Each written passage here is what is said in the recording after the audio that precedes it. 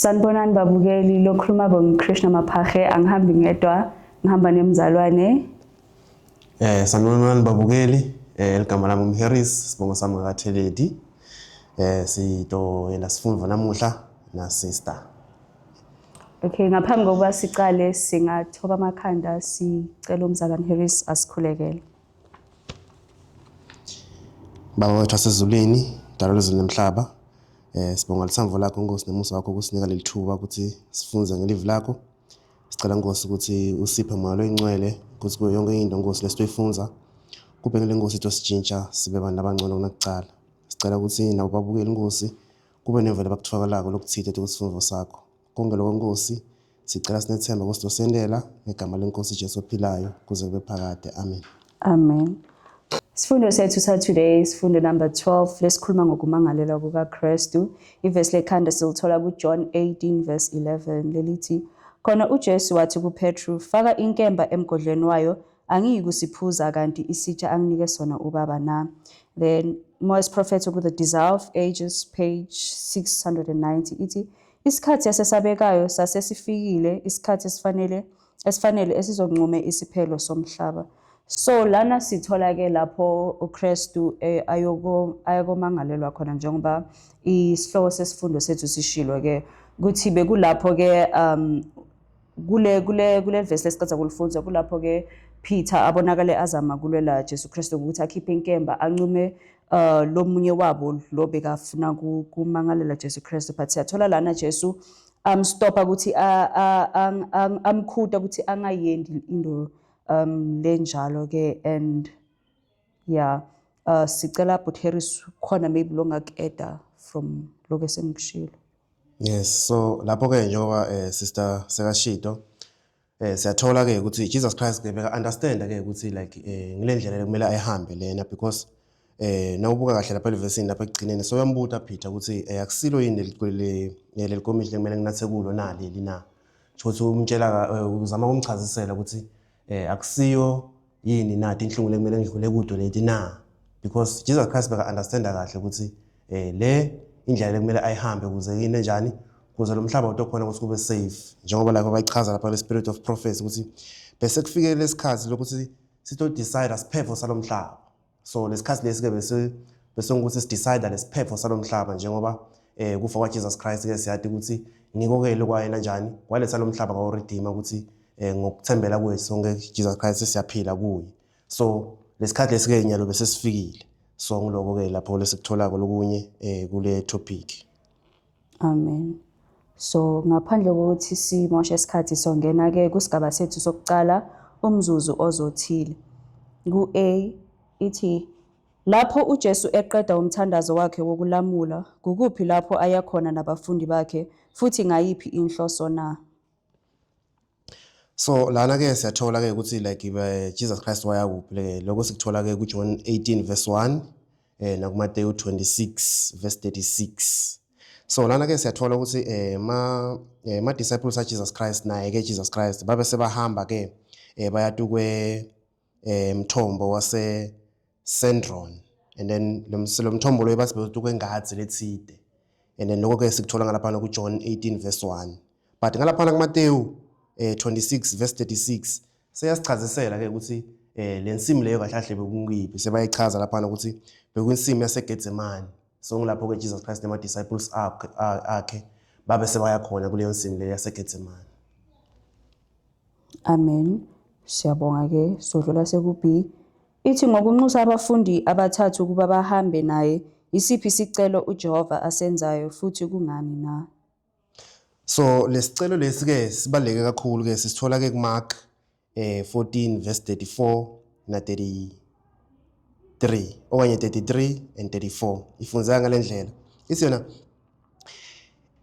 and he takes with him Peter, James and John and began to be so amazed and to be very heavy and say unto them, my soul is exceedingly sorrowful and unto death. Tarry all ye here and watch. Ukuthi Jesus Christ ke sesiyathola lesicelo wasenda ke kulabafunzi bakhe kuJohn kuPeter na James. so wathi abahlale naye ke laphana because isimo sakhe bese sifike kwesimo setinhlungu kakhulu. So Jesus Christ kahle kahle njengemngani I think bekafuna ukuthi like labantu banjani bamkhuthade naye. So ngileso ke sicelo lesi Jesus Christ wasicela ke kubafundisi bakhe. So kungako ke the reason ukuthi bekungani kungenxa yokuthi Jesus Christ umphefumulo wakhe bese ubhlungu kakhulu and ubhlungu ngendlela yokuthi like uyadiva ukuthi nyalo sotofa. So kungako ke Jesus Christ wabacela. Amen. And okay, ku-eda kulokhu bese kakushilo Harris.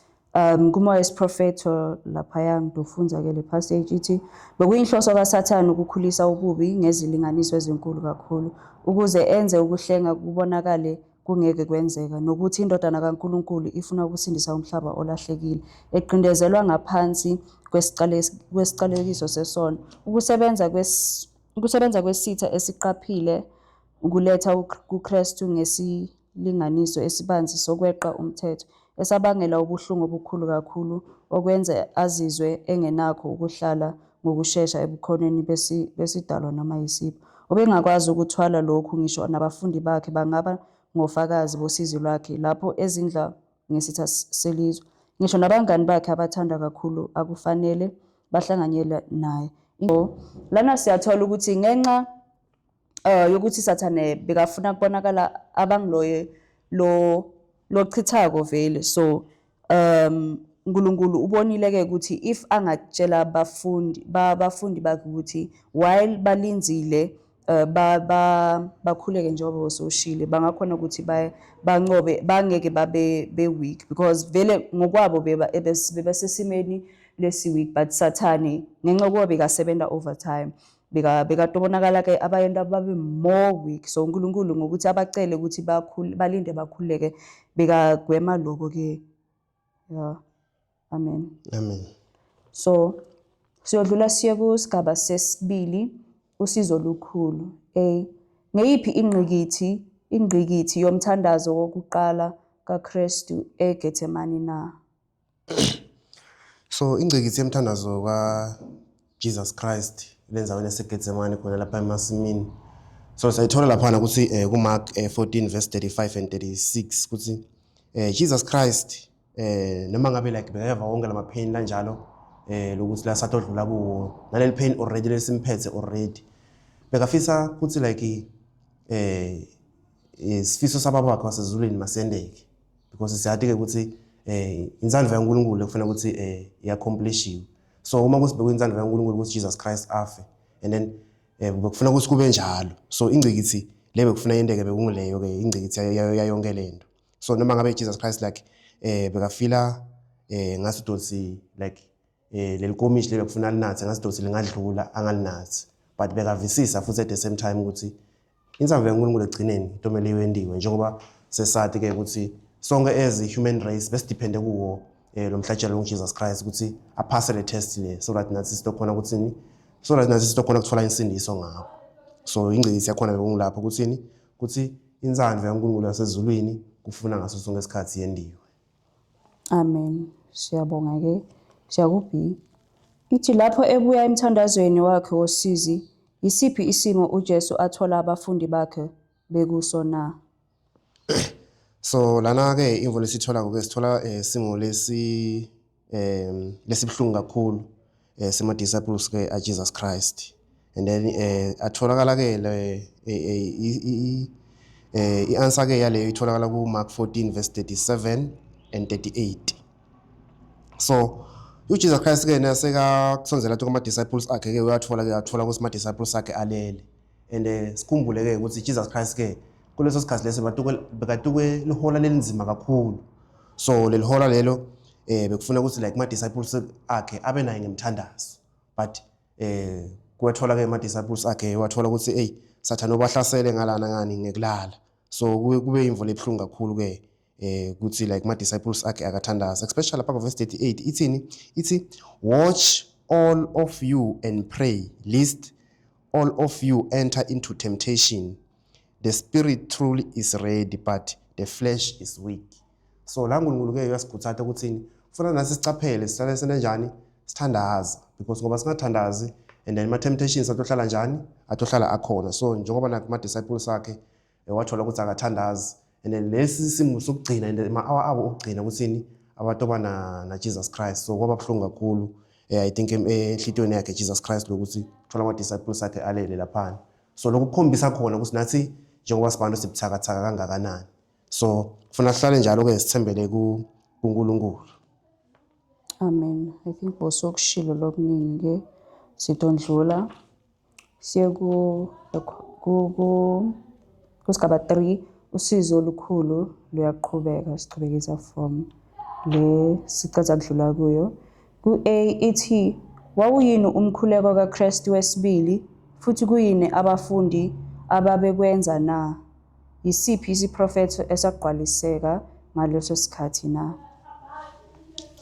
So umkhuleko kaJesus Christ ke lesutholako ke lewawenda suthola laphana kuMateyu 26 verse 42 and 43 into ifunza lana ukuthi ithini ithi like he went away again the second time and prayed saying, "Oh my Father, if this cup may not pass away from me except I drink it, your will be done." And he came and found them asleep again, and their eyes were heavy. So uJesus Christ ke nasekabuya futhi athandaza for the second time. So lama disciples akhe ke futhi uyathola futhi uyabona futhi again so labantu bayine njani balele basilana ukuthi emehlweni abo begcwele ubuthongo kakhulu ukuthi behle bahlasele ubuthongo ngendlela lemangalisayo kakhulu lokhu ke ku testify kona ukuthi like sitha lesingisathane kahle kahle ukuthi siconquerishile kubo kahle kahle njengoba balala so and then tivo letsona most of the time just uma ngenda practical example tivo letsona ngithi sometimes sokuthi bona tiyendeka enkonzweni ukuthi like dinge ukuthi uNkulunkulu mebetishumela live ukufundisa live enkonzweni and then kube nebazalwane labalalawo lokho ke singacabanga ukuthi bazalwane ukuthi ngimvo lenomali lokho kusuka kungisathana ahlasela because afuna ukuthi siluze le message leNkulunkulu ayine njani ayisendile ukuthi sive so lato kuma disciples of Jesus Christ ke ndeke the same thing instead ukuthi bathandaza na Jesus Christ ukul awalakhe lo matima and then ke batkhomba abantu labalalawo so ngiloko ke lapho lesikuthola ku about the second time le Jesus Christ athola ama disciples akhe khona.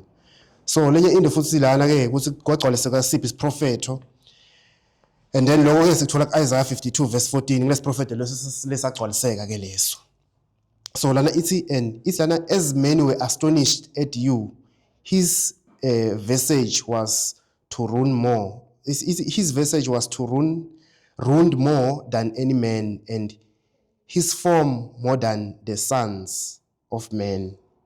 Ukuthi lapho ke siyathola ke ukuthi like lama disciples Jesus Christ ke noma ngabe like balele lapho kukhombisa kona ukuthi bona ba far away even nokudlula like bantu nje kuphela la ukuthi like sibanu siyadiphilela thina lamhlabeni si far away because sibalele like buso baba bukhombisa ubulele kakhulu kukhombisa kona ukuthini ukuthi sigcwalisekile because buso baba bebulele kakhulu sasitha sesize njani sesifikile kubo so lokho ke kuprova ukuthi like lesiphrofeto sa-Isaiah ke sagcwaliseka ngaleyo ndlela leyo. Amen. Siyabonga. And lenye into lengitholile lana ukuthi njengoba athe wabathola balele lapha akazange yabonakala abayekelela kepha ke uye iyasho uMoses prophet la uthi wahlabelela ingoma zokudumisa wakhuluma nabo wabanika i-comfort ukuthi ke bangabonakali basaba because ihora lokuthi kubonakale ke anqoba beselisonzela so yeah siyathola ke ukuthi nathi siyayithola leyo comfort from uNkulunkulu ke mase sifikele nileso sikhathi leso njengoba usho ukuthi nathi siyasifikela buthongo makumele more especially makumele ufunze live lenkosi ke ubonakale ufikelwa ngilobo buthongo lobo lobukhulu ke siyathola ke ukuthi siyayithola ke indududo ukuthi uNkulunkulu yasigququde ukuthi sibonakale ke siqhubeka silifunza le live lake simnqobe osathani. Amen. Sidlule ke siye ku B indodana kaNkulunkulu yaduduzeka kanjani ngehora elinzima na? Yimaphi amagama abhalwa ngumprofethi Isaya ngosizo lukaKristu kanye nokuthokoziswa na? So ukuphendula leyo mbuto wokucala ukuthi indodana kaNkulunkulu yaduduzeka kanjani na ngalelo hola lelo. So ke la siyathola ke ukuthi uNkulunkulu wasenda ke ingelozi lebuya ezulwini and then yathi umgcinisa ke Jesus Christ njengoba bekahambela like lawo mahora lawo labhlungu kakhulu So uNkulunkulu ke kuyakhomba ukuthi like noma ngabe like sifisana nematima lobungakanani emhlabeni uhlala anendlela ukuthi angakhona ukusidududa so long as thina sena njani sithembela kuye. And then ke the second question ithi Yimaphi amagama abhalwa ngumprofethi u-Isaya ngosizi lukaKristu kanye nokuthokoziswa na? so na Isaiah ke kuyakhomba ukuthi indulo ke naye wabhala ke ngaJesus Christ ngalesimo sebunzima lato odlula kuso. So lamavu lawo ke yatholakala ku-Isaiah 53 verse 11 ithi he shall see of the travail of his soul and shall be satisfied. By his knowledge shall many righteous servant By his knowledge shall many righteous servant justify many, for he shall bear their iniquities. So leli bhuku la Isaiah ke siyathi ukuthi especially Isaiah 53 siyathi ke ukuthi ubhaliwe ama prophecies about the coming Messiah Jesus Christ, and then ubhale ngebuhlungu lo Jesus Christ asatodlula kubo. So Isaiah 53 verse 11 njengoba simfunza lana is part of it ukuthi Jesus Christ ke utodlula to matima, but lokhu matima la adlula kubo ke is for thina ukuthi thine sithole kulunga kuye. So lokho kulunga lokho ke sitokuthola ngenxa ukuthi into thatha yini utothatha lobuthakathaka bethu, and then sine sihlala sena njani sigcina kuye. And then lokho ke siyakubona futhi ukuthi kugcwalisekile because prophet, because vele Jesus Christ wathatha kumatima lobunzima lamhlabeni, wathatha tonke tono tomuntu lo wafa from Adam up to the last man lato basaphila lamhlabeni. So lokho ke kuyakhomba ukuthi bekufuna safarishe kumatima lobuningi kakhulu. So lokho ke ngiko ke lo kubhaliwe ngayo about Isaiah. Okay, amen, siyabonga. Siyodlula ke siye kusigaba number 4, ukuboshwa kukaJesu. Ngubani owayehola iqembu elabopha uJesu na? So lana ke siyathola ku John 18 verse 2 to 5 ukuthi lo beka leader like lecembu lokubopha kwaJesus Christ kahle kahle nguJudas, because Judas lana siyathola ke ukuthi wambetray ke kuJesus Christ. So ngaleyo ndlela leyo ke nguye ke lo walida lecembu lokuthini lokuthi kuboshiwe Jesus Christ. Amen, siyakuphi. Kuyini okwenzeka kwisixuku esithukuthele lapho uJesu eziveza kubo na? So lapha ku John 18 verse 6 so basivetela lapho ke ukuthi kwende kanti kuleli cuku basilana, as soon then as he had said unto them, I am he, they went backward and fell to the ground. So lana ke ku John 18 verse 6 ke siyathola ukuthi as soon as Jesus Christ atveta ukuthi hey singuye vele lo Jesus Christ, and then ke bantu ke basi sebayena njani seba move backward and then babe sebayawo ke bawela phansi. So ngiloko lokwendeka lapho kuleso siduku leso. Amen. Kugcwalisa ke ngicacisa ngemavu lathola kuma Prophets of the Desire of Ages page 694 ithi zazingekho izimpawu zobuhlungu bakhe ezisobala lapho uJesu esondela ngaphambili ukuhlangana nomkhapheli wakhe. Wasuka phambi kwabafundi bakhe wathi, nifuna bani na? Baphendula bathi, uJesu waseNazaretha. uJesu wathi kubo, yimina. Lapho amazwi ekhulunywa yingelosi eyayikhonza uJesu yangena phakathi kwakhe nesixuku, ukukhanya okungcwele kwakhazimula ebusweni bomsindisi, futhi isimo esifana nejuba samengamela. Ngobukhona benkazimulo engcwele ixuku lababulali lalingakwazi ukuma nangomzuzu, sahlehlela nyovana. Abapristi abadala namasotsha ngisho noJudasi bawaphansi. Ingelosi yasuka nokukhanya kwafiphala. uJesu wayenethuba lokubaleka kodwa wahlala ngesizotha nangokuzibamba njengalowo okhazimulisiwe. Wema phambi kwesixuku esithukuthele, manje sasedidekile futhi singenakuzisiza ezinyaweni zakhe. Abafundi bambheka ngokuthula bemangele futhi benovalo.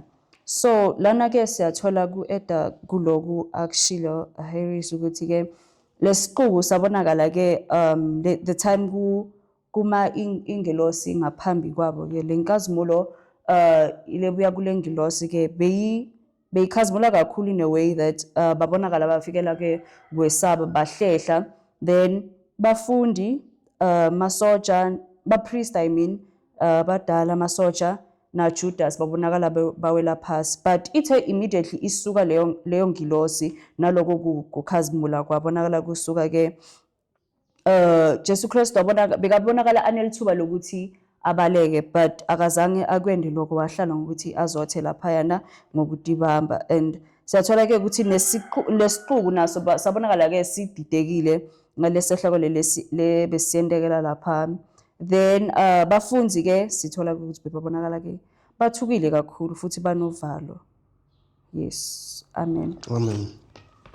Sekusi ithi ukukhohlisa kukaJudas kwathinta kanjani isixuku, futhi ubumnene bukaNkulunkulu bahlanekezelwa kanjani ngoPeter na?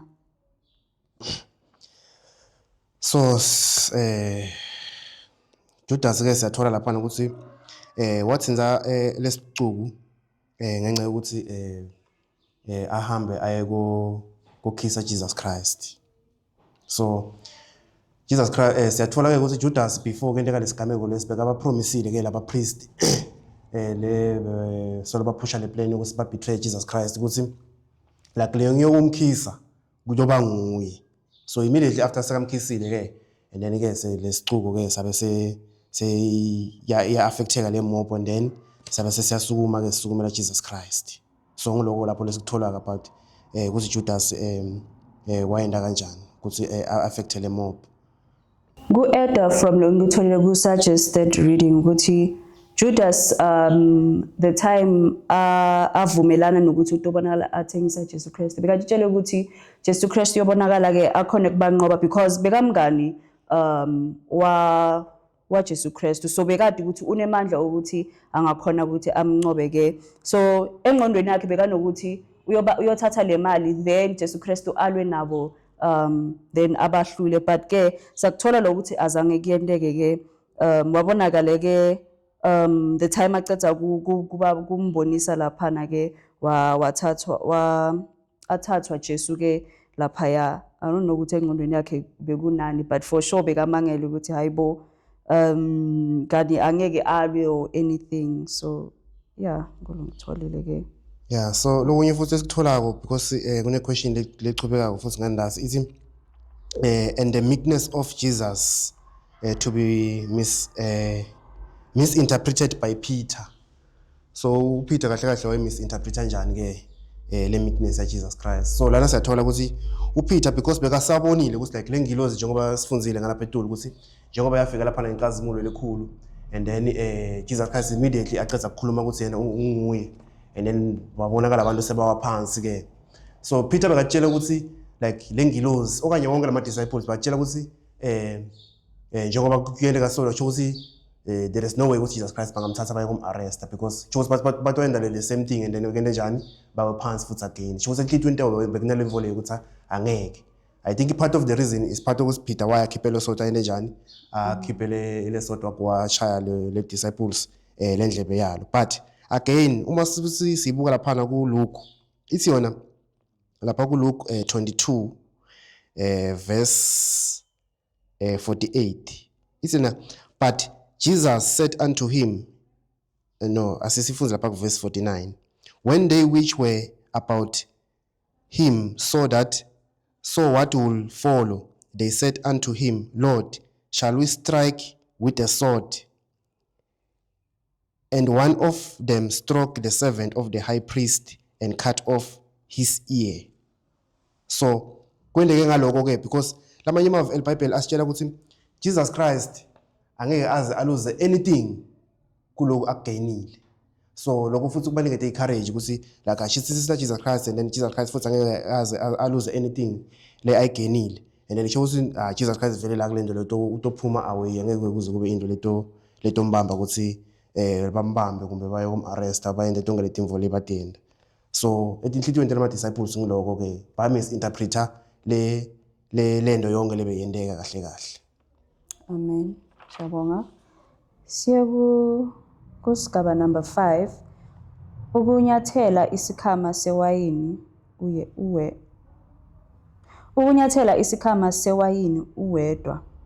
A. Chaza uthando olubekezelayo olwabonakaliswa nguJesu ngesikhathi sokuboshwa kwakhe. IZulu lakubheka kanjani na? So lapha kuMateyu 26 verse 51 to 53 ithi lana, and behold, one of them which were with Jesus stretched out his hand and drew his sword and struck a servant of the high priest and struck off his ear. Then said Jesus unto him, put up again your sword into his place, for all they that take the sword shall perish with the sword. Think you that I cannot now pray to my Father, and he shall presently give me more than 12 legions of angels? So uJesus Christ ke loye asho lithambo lakhe lapha kulesicuku. Yabona ukuthi abantu bathe ukupersecute and then ngala at the same time upheze usho wamusa. Yabona thina ngenyama yethu ngale nhliziyo yethu elitshe lesinayo. Like uma someone angenta kabi nami ngifuna ukuphindze ngibisethe back ngimende kabi, but Jesus Christ lana ke ukhombisa lithambo elikhulu kakhulu. So I think part of the reason maybe why I live lenkosi ihlale sifundisa ukuthi kufuna sithanze dithatefu kakhulu.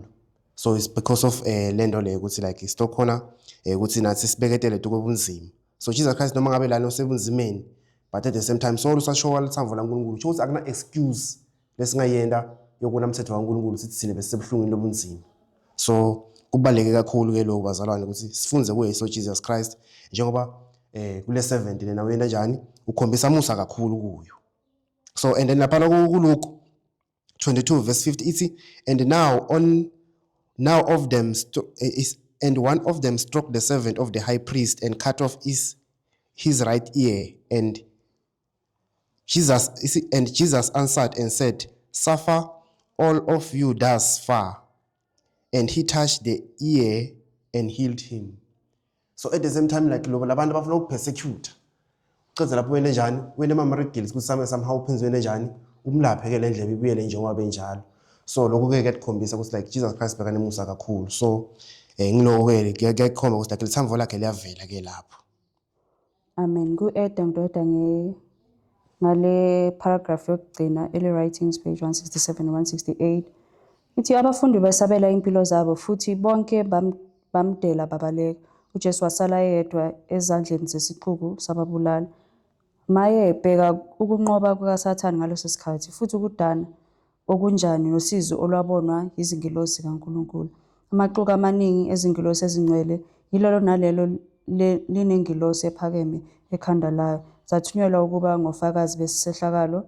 Kwakufanele zibhale yonke inhlamba nolunya olubekwe phezu kwendodana kaNkulunkulu, nokubhala yonke iminjunju uJesu okumele ahlupheke ngayo, ngoba wona lamadoda ahlanganyele kulesehlakalo esesabekayo azosibona sonke futhi ezimilweni zokuphila kwabo. So kulesehlakalo lesiyendakile lana sathola ukuthi bafundi ke babonakala basaba kakhulu anyway ukuthi babonakala ke babaleka, kwasala Jesu ayedwa laphayana aselena leli qubu leli, but sathola ukuthi akazange abonakala asala yedwa bekasele netingilosi ke leto tibonakala ke bekunguto witness everything lebonakala ke yendiwa laphana, mabamthuka bamshaya bamyenda yonke lento leyo. Tingilosi betikhona ukuthi ti-witness yonke lento lesabekayo lebeyendeka ke. So ku-B loku ilo yokugcina ithi kuyini bonke abafakaza ngoKristu kufanele bakufunde ngokukhuza kwenkosi uPeter na. So njengoba beseka ashilo but Harris lana ukuthi Jesu Kristu makakhuza Peter ubonakale ke akhombisa bomnene because uye waphinza wamlapha futhi lo muntu lo bekabonakala asikwe nguPeter indlebe. So sifunza lana nathi ukuthi ke kuyo yonke isituation siyathukwa siyendiwana, akumelanga sibona sibe ngilabo bantu lesimbuphuma sile and all that. Kumele sihlale ngaso sonke isikhathi sithobile, sifane naye Kristu ke sifunze kuye. Yes, I don't know khona lo add up Harris. Yeah, lapha ku John 1 verse 3 isikhombisa ukuthi like akufuneki sibe ne hatred because uma siba ne-hatred and then sidoba babulali. So ngaleyo ndlela leyo-ke kufuna ukuthi sithanzaneni. Uma sithanzana and then yonke into lisandvo litosolva each and everything lesiyendawo. Uma singathanza titha tethu and then kutoba kuhle-ke ebusweni benkosi. So kufuna siphile ngaleyo principle nathi. So ngileko uJesus Christ ke asifundisa kona-ke lapho. So but imvo lesifundzile-ke la kulesifungo sokuboshwa kwaJesus Christ ukuthi like even noma ngabe kumatimba ngakanani Jesus Christ solo ke ukhombisa lithando lakhe kubantu, not only kuma disciples akhe kuphela kanti even nala kulabantu laba bayena njani bebampersecute. Solo ukhombisa lithando ukuthi tanda takhe tivulele bonke abantu ikakhulukade kithi njengoba vele sesebantu lokuthi sisawona and then musa wakho uhlala uvulekile. And lenye into futhi esifunza ukuthi noma ngathi thina sizama kwendana ngemandla ethu angeke size sikhona ukutshintsha insando kaNkulunkulu. Insando kaNkulunkulu kuba ngeke ihlale iconquerisha. Amen. And futhi lokunye lesikutholayo sithola kubaluleka ukuthi sikhuleke njengoba sikusikhathi sokugcina ke sokuthi umhlaba upheleliswe. Sithola ke lana ukuthi kumele sibe ngilabo lesilinzile sikhuleka singafani nabo bafundi baJesu Kristu ukuthi bathunywa ukuthi balinze bakhuleke but then bona babonakala balala. So thina siyacelwa ke ukuthi sibe ngilabo lesilinzako sikhuleke ngoba siyohlangabezana nema temptations lamaningi kabi njengoba sibona umhlaba uyangasekupheleni. But ke uma sibona sibangilabo lesilinzako sikhulekayo leto dlingo leto sobonakala sikhona ukuthi sidinqobe ke. Amen. Amen. Sifundo sethu ke sothi siphelelana kwangathi inkosi ingabusisa kufunza kwemavayo. Amen. Amen. Ekuvaleni singathoba amakhanda mangivala ngomkhuleko. Bathosazivini siyabonga ngosothando ubonakala wasipha lona. Siyabonga baba isifundo sibona sasifunda kwangamuso wakho ngabonakala kuba ngolo wenza ukuthi sibonakale siba khona etingqondweni tethu sisikhumbule njalo ngaso sonke isikhathi sibonakala sizinhla ngazo futhi sibonakala siyenda yonke into lokubonakala usitshela ukuthi siyende empalweni njengoba silinzele kuya kwakho kwesibili sona sibe ngilabo silesilindele silungele futhi silinze ngangomkhuleko. Siyabonga konke sibonga sinethemba ukuthi wena ubonakala ke uba nathi ngaso sonke isikhathi ngaJesu Kristu phela bephakade. Amen. Amen. Siyabonga babukeli ukusijoyina kusifundo sethu number 12. Singakujabulela futhi uma ningasijoyina kusifundo number 13 lesikhuluma ngoSimon Petro. Amen. Amen.